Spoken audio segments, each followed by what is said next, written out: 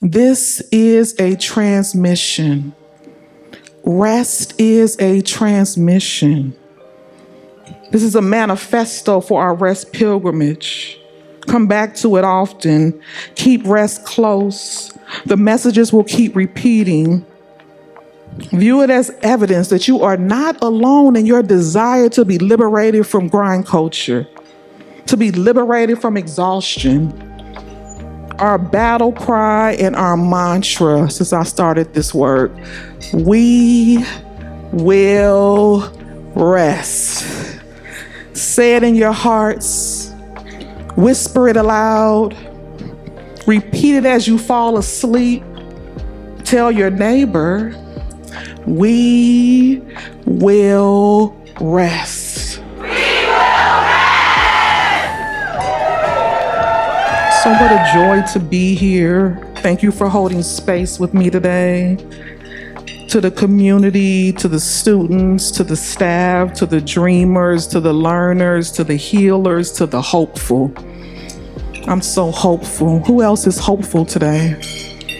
I'm so hopeful.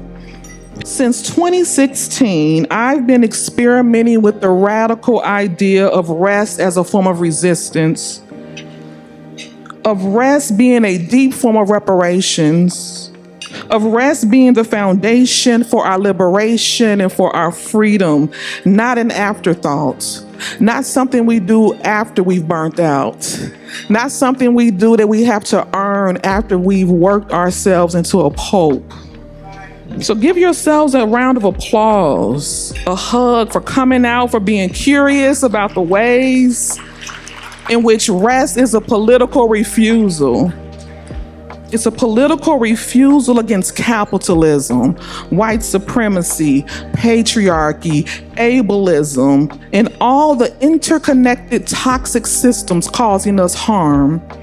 Rest is liberation. It is a refusal. It says, you can't have me. No, we know better. I know that my body doesn't belong to you. It doesn't belong to you, therefore I will never donate my body to a toxic system that still owes a debt to my ancestors. Pay up. I want the reparations. Pay up. How can we be more human when capitalism attempts to degrade our divinity by seeing our bodies as mere machines? How? How can you resist the constant pull of grind culture in your life? How do we reclaim our time? What story are you telling yourself? What's a more liberating story you can tell? How can you create rest for yourself and others in this moment in your life? Can you slow down more? Can you do less? How do we resist the violent systems that are embedded in our culture? How? I say we do it by reimagination. We do it slowly with radical faith in a constant experimentation that's centered on resistance and that's centered on community care. We won't make it without each other. We need each other now more than ever. Community care will save us. It is already saving us. We are more than what we have ever been told. And we must continue seeing each other and ourselves no matter how distorted and exhausted we show up.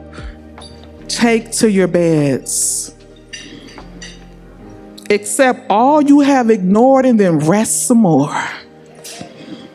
What does your body want? What does your soul need? What are the whispers that have been silenced by the cranking gears of grind culture? What have we missed in our urgency and in our rushing? Go to your couches. Find a hammock. Go into the portal of naps. Go there often. You don't have to wait on permission from dominant culture.